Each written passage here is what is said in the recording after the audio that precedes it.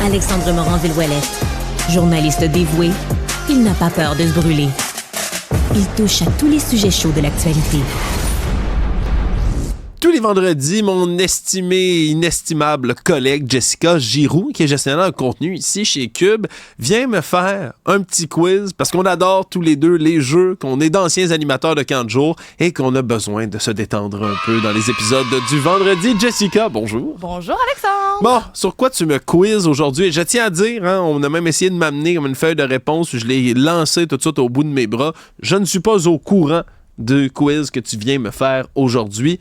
De quoi on parle, Jess? Aujourd'hui, on va souligner le 1er juillet en parlant d'expressions québécoises. Ah, ça, c'est pour la fête du déménagement. Il n'y a rien de mieux, hein? C'est tout ce qu'on célèbre le 1er juillet. Exactement, parce qu'on est reconnu mondialement pour parler un français modifié, on va le dire comme ça. Puis je me suis dit que ça serait une bonne idée de juste démystifier l'origine des expressions québécoises qu'on utilise souvent, parce que des fois, on les utilise, mais on ne sait pas d'où ça vient, en fait. OK, mais ça, tu vois, je trouve ça très intéressant, très, très intéressant parce que t'as raison. L'origine des mots, tu vois, je le connaîtrais sûrement pas. Donc là, je suis... Ben, regarde, je suis curieux parce que j'en utilise plein. Je veux dire, je parle mon joual avec fierté. Hein? Ça me fait toujours plaisir d'amener des nouvelles expressions québécoises. Tu vois, j'essaie de réfléchir. Mettons, j'en ai une préférée, une favorite. Je sais pas, avoir les yeux dans la graisse de bin, je trouve ça pas pépant. Ah, c'est bon, ça, tu vois, moi, de la graisse bon. de bin, là, ça, c'est très, très québécois. Je trouve ça génial. Dire à quelqu'un digadine, c'est la sonorité de ça est fantastique. Embrayer, je trouve ça bon aussi. Tu vois, embraye. Embrayer comme dans une auto, je trouve ça fabuleux. Vive le joual, vive le Québec. Ah oui, une autre particularité qu'on a aussi beaucoup, surtout les Français nous le soulignent, on a le tu facile. Au lieu de dire veux-tu faire ça, on va dire tu veux-tu. On rajoute toujours des tu partout. Tu, c'est vrai, tu vois. On a le tu facile au Québec. L'expression préférée de Jean-François Roy, qui est notre technicien estimé, lui, c'est fou comme de la marde. Ah, fou comme de la marde. C'est vrai que tu dis ça, tu répondrais ça en français, puis il va dire pardon, vous dites? C'est fou comme de la merde. OK, excellent.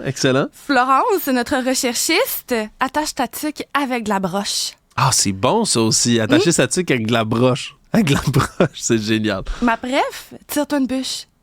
Ça, OK, ben vous en avez des bonnes. Se tirer une bûche aussi, ça, c'est pas pire. Puis j'utilise fréquemment, en plus, celle-là. Je trouve que ça représente un peu l'énergie québécoise, conviviale, chaleureux. Ah ouais, viens-t'en à la table, tire-toi ta bûche. Là. Tire-toi une bûche. C'est-tu pas fantastique? Ben, parlant d'expressions fantastiques, j'en ai une pour toi. Tu connais-tu l'expression « elle a de l'eau dans la cave » ? Oui, ben c'est avoir, mettons, des pantalons trop courts, là. Ouais, mais ça vient d'où, ça? OK, avoir de l'eau dans la cave.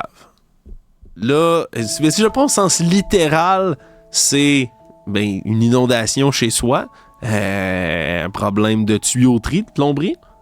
Je sais pas. Ben oui, on aurait une bonne réponse, Alexandre. Ah, c'est vrai? Ben oui, en fait, c'est issu du milieu de la plomberie. C'était les plombiers, lorsqu'il y avait une inondation au sous-sol, qui faisaient juste relever leurs pantalons.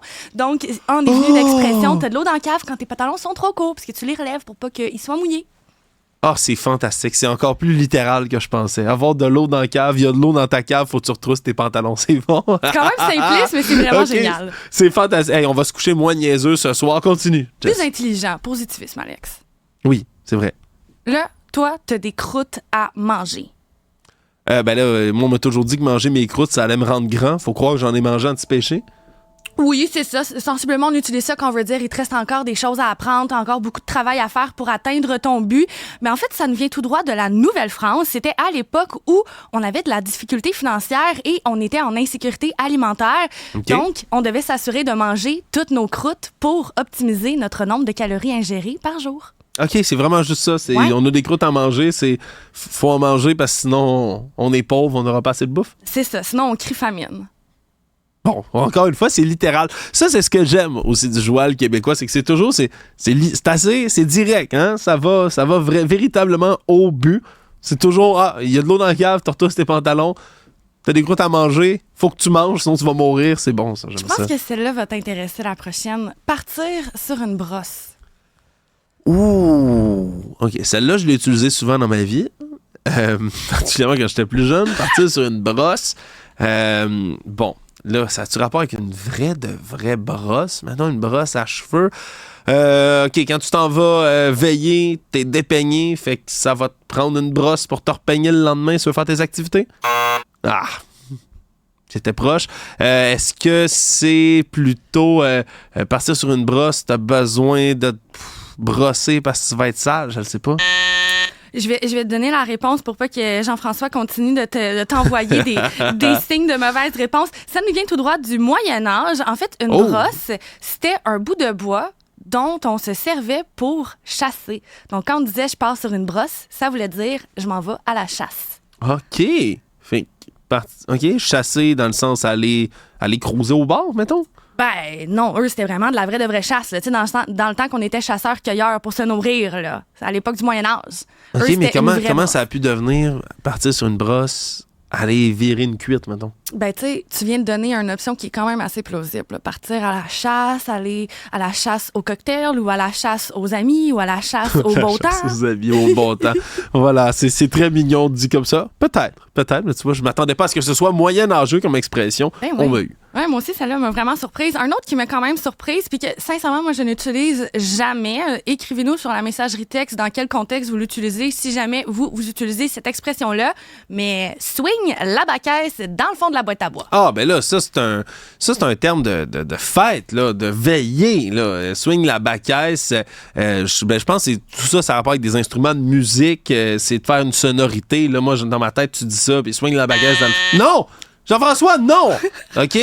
La baquette, une boîte à bois. J'imagine une boîte à bois, une boîte dans laquelle tu mets du bois. Ouais, ça, on se comprend. Ouais, merci. OK. C'était difficile. Mais swing la baquesse, peut-être un instrument, je sais pas, une scie ou un instrument à bois qu'on utilisait pour fendre du bois. Puis en swingant tout ça, ben ça fait du bruit, ça fait une sonorité. Je sais pas. Tu chauffes. T'es vraiment très proche. Okay. En fait, la baquesse, c'était un bout de tissu qui servait à transporter les bûches pour pas que t'aies d'écorce dans les mains ou juste que tu te graffines les mains avec la bûche. Fait que ça voulait juste dire, ah ouais, swing là, dans le fond de la boîte à bois. La boîte à bois, c'était tout simplement la boîte où on rangeait les outils, comme tu viens de mentionner.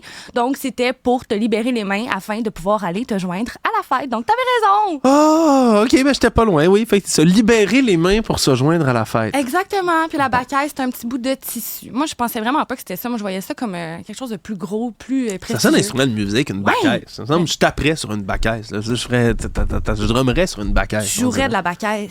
Oui. Ben non, tu ne peux pas parce que la baquette, c'est un tissu. Il va falloir que tu sois bien créatif pour arriver à jouer du tissu. Ben me voilà averti. Bon, une dernière pour se faire plaisir. Si je te dis, elle là, est habillée comme la chienne à Jacques. Ah, la chienne à Jacques. OK, mais là, j'imagine qu'il y a un Jacques quelque part dans l'histoire. J'imagine que Jacques habillait son chien tout croche, hein, sa chienne, en l'occurrence, là-dedans. Puis que, ben, je sais pas qui est Jacques de l'histoire, mais s'habiller comme la chienne à Jacques, je l'ai entendu souvent, celle-là. Je l'ai entendu souvent, celle-là. Ben, c'est une expression qui nous vient du bas du fleuve et c'était, comme tu l'as mentionné, Jacques Aubert, qui lui était reconnu dans le village pour avoir comme seule compagne sa chienne. Et sa chienne, malheureusement, elle souffrait d'une maladie qui faisait en sorte qu'elle n'avait plus de poils. Donc, en hiver, lorsqu'il faisait trop froid, il allait la vêtir de vieux vêtements pour la réchauffer. Et étant donné que c'était des vieilles loques qui ne s'agençaient pas ensemble, mais les gens du quartier ont commencé à dire aux gens qui s'habillaient mal, toi, t'es habillé comme la chienne à Jacques et va savoir pourquoi. Ça fait le tour du Québec, puis on l'utilise vraiment souvent. Ah, ça, je trouve ça fantastique. Tu vois, c'était mon hypothèse là, qu'il y avait un Jacques quelque part dans tout ça, mais de savoir qu'il a vraiment existé, qu'il y a vraiment eu une pauvre chienne, pas de poils, qui se faisait habiller de guenilles, puis que c'est comme ça maintenant qu'on qualifie quelqu'un qui s'habille tout croche. Mais je trouve ça fantastique. Bravo. C'est ça. Bon, ben, vive le Québec, vive les expressions québécoises, vive le joual. Quand, je te repose une question, toi, Jessica, quand quelqu'un arrive au Québec, là, mettons, là, tu veux lui montrer une expression là, bien québécoise pour lui donner un exemple concret de qu'est-ce que c'est le joual, tu dis quoi, toi? Ben, je pense que Marianne Bessette, elle a répondu à la même chose qui est notre collègue à la recherche, puis je pense que je vais dire exactement comme elle. N'importe qui veut se faire introduire au joual québécois doit se faire apprendre l'art du sacre. Oui. On l'a vu dans Bon Cop, Bad Cop, ça peut se conjuguer, c'est un adjectif, c'est un verbe, il peut être utilisé dans toutes les situations, c'est un vrai art de sacrer. Je suis tellement d'accord. C'est exactement ce que j'allais te dire, moi aussi. Chaque fois que je suis à l'étranger ou quelqu'un me pose des questions sur...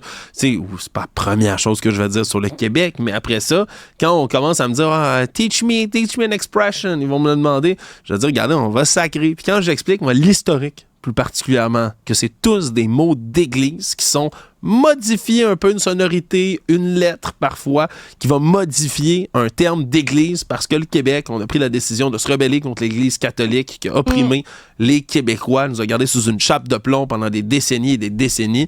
Je trouve ça magnifique comme histoire qui nous a menés au sacre jusqu'ici. Puis comme tu le dis, qui sait qu'il y a des mauvais mots qui se conjuguent dans le reste du monde entier? Je suis même pas sûr que ça existe ou presque. Jessica Giroux, c'est toujours fascinant de parler d'histoire québécoise avec toi. Merci d'avoir été là. Merci à toi, Alexandre.